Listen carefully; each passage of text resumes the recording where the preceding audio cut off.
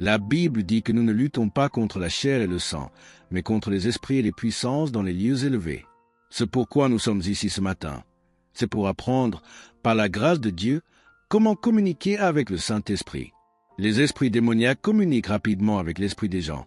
C'est pourquoi parfois vous pensez positivement, puis soudainement votre pensée change et devient négative. 90% de votre vie est gouvernée par votre manière de penser, car votre pensée vous donne une direction.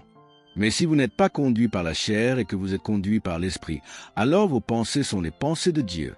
Romains chapitre 8 nous enseigne une leçon très précieuse. Au verset 4, il est écrit « Afin que la justice de la loi soit accomplie en nous, qui marchons non selon la chair, mais selon l'esprit. Car ceux qui vivent selon la chair s'affectionnent aux choses de la chair, tandis que ceux qui vivent selon l'esprit s'affectionnent aux choses de l'esprit. Être charnellement disposé, c'est la mort. Car si vous vivez selon la chair, vous mourrez. Mais si, par l'esprit, vous faites mourir les actions du corps, vous vivrez. Car tous ceux qui sont conduits par l'Esprit de Dieu sont fils de Dieu. Vous n'avez pas reçu un esprit de servitude pour être encore dans la crainte, mais vous avez reçu un esprit d'adoption, par lequel nous crions « Abba, Père ». L'Esprit lui-même rend témoignage à notre esprit que nous sommes. Nous sommes. Je suis. Vous êtes. Passons maintenant rapidement au verset 22. Car nous savons que toute la création soupire et souffre les douleurs de l'enfantement jusqu'à ce jour. Et non seulement elle, mais nous aussi, qui avons les prémices de l'Esprit, nous soupirons en nous-mêmes en attendant l'adoption, la rédemption de notre corps. Car nous sommes sauvés en espérance. Or, l'espérance qu'on voit n'est plus espérance. Ce que l'on voit, peut-on l'espérer encore? Mais si nous espérons ce que nous ne voyons pas, nous l'attendons avec persévérance. Verset 26. De même aussi l'Esprit nous aide dans notre faiblesse, car nous ne savons pas ce qu'il convient de demander dans nos prières. Mais l'Esprit lui-même intercède par des soupirs inexprimables. Verset 27. Celui qui sonde les cœurs connaît quelle est la pensée de l'Esprit, car c'est selon Dieu qu'il intercède en faveur des saints. Verset 28. Nous savons que toute chose concourt au bien de ceux qui aiment Dieu. Pas seulement certaines choses, ni quelques-unes, mais toutes les choses concourent au bien de ceux qui aiment Dieu. Ton entreprise, ton mariage, ta maison, tout concourt à ton bien. Regardons maintenant la suite du passage. Il est écrit, « Car ceux qu'il a connus d'avance, il les a aussi prédestinés à être conformes à l'image de son Fils, afin que celui-ci soit le premier-né de plusieurs frères. Et plus encore, ceux qu'il a prédestinés, il les a aussi appelés. Ceux qu'il a appelés, il les a aussi justifiés. Et ceux qu'il a justifiés, il les a aussi glorifiés. » Que dirons-nous donc à l'égard de ces choses? Si Dieu est pour nous, qui sera contre nous? Nous voyons ici que non seulement les incrédules soupirent, mais même ceux qui sont remplis de l'Esprit passent aussi par des souffrances. L'affliction ne vient pas du trône de Dieu, mais de l'ennemi qui cherche à nous détruire. L'infirmité, quant à elle, est cette chose en nous que nous ne comprenons pas toujours, qui surgit soudainement point comme si, un matin, tu te réveillais et que ton œil ne pouvait pas s'ouvrir, c'est une infirmité.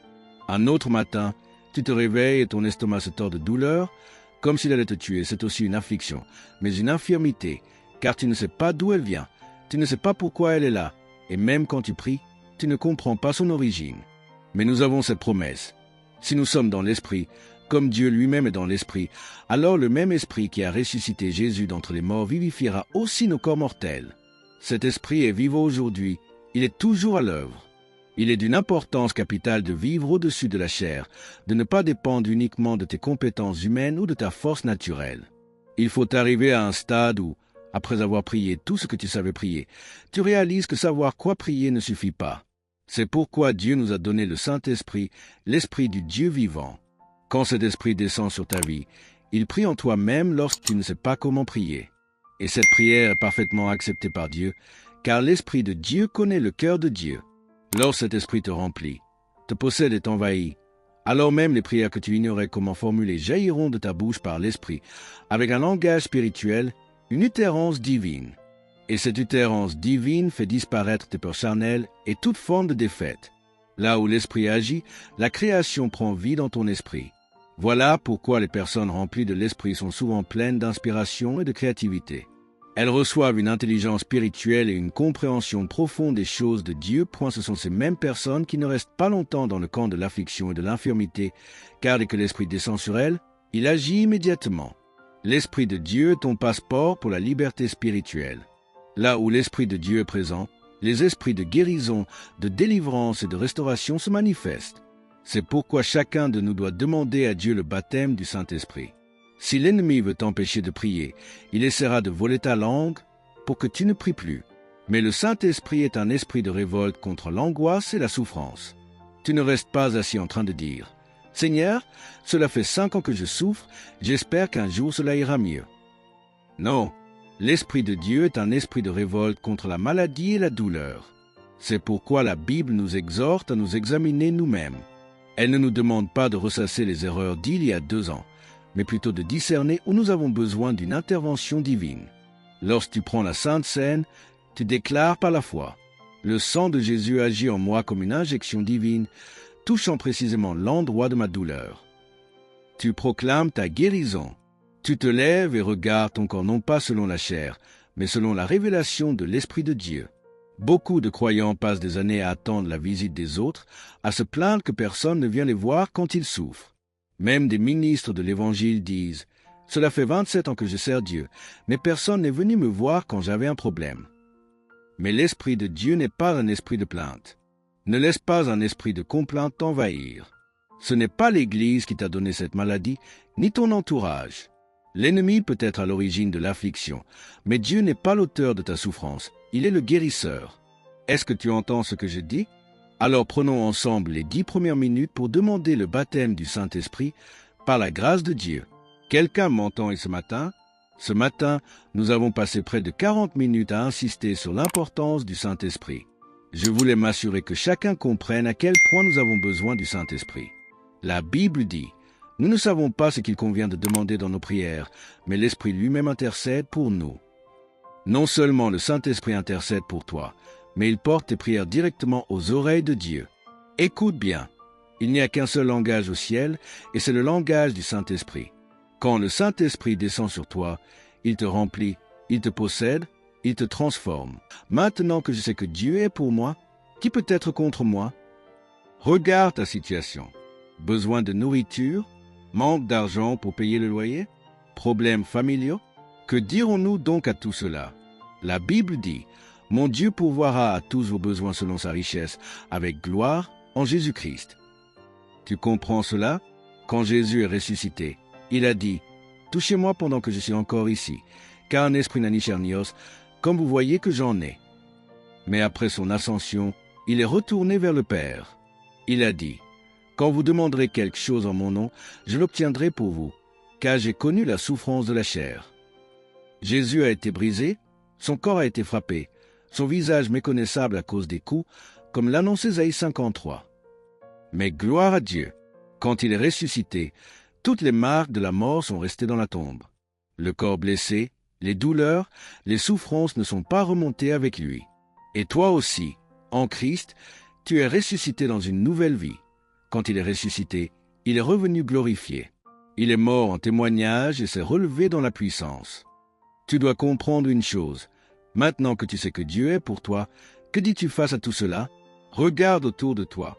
Les problèmes s'accumulent, les obstacles semblent immenses, les ennemis s'élèvent contre toi, et même la Bible te pose cette question. Que dis-tu maintenant? Je prie que cette parole entre profondément en toi. Maintenant que tu sais que Dieu est pour toi, que dis-tu à ces choses? C'est une déclaration puissante en grec et en hébreu.